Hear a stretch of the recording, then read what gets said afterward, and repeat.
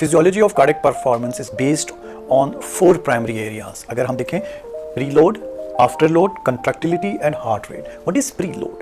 Preload basically you can see that the filling pressure of the heart depend upon the volume of blood and venous tone. Superior और inferior vena cava जो blood लेके आती है वो determine करती है the end diastolic fibre length and tension. जितना volume blood ज़्यादा करेगा या ब्लड का वॉल्यूम ज़्यादा होगा या वेनस टून, वेनस कंस्ट्रिक्शन या टोटल पेरिफेरल रेजिस्टेंस इंक्रीज होगा तो उतना ही प्रीलोड ज़्यादा होगा।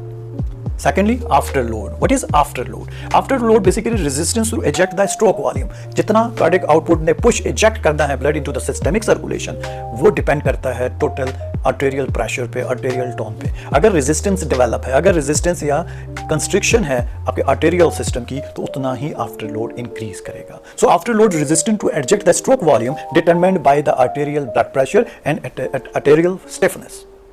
थर्ड पे contractility of heart, ability to heart muscles to contract. अगर कंट्रैक्टिलिटी जानदार है, पावरफुल है तो हार्ट की परफॉर्मेंस भी बेहतर होगी। अगर डिफेक्ट है, और मोस्टली ये जो हार्ट फेलियर के पेशेंट्स होते हैं इनमें कंट्रैक्टिलिटी बेरली डिफेक्टेड होती है।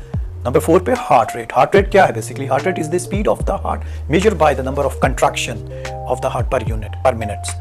एक मिनट में for example mean 72 beats heart की है normal heart rate. Heart rate increase करेगा, परफॉर्मेंस में इफेक्ट आएगा। हार्ट फेलियर बर्दाश्त नहीं करता हार्ट रेट इंक्रीज, क्योंकि उसको पावर ज़्यादा चाहिए, ऑक्सीजन ज़्यादा चाहिए, उसको एनर्जी ज़्यादा चाहिए। तो ये बेसिकली 4 एरियाज हैं जहाँ इनकी पैथोलॉजी या इनकी फार्माकोलॉजिकल मैनेजमेंट बेस करती है: preload, afterload, contractility of heart and heart rate.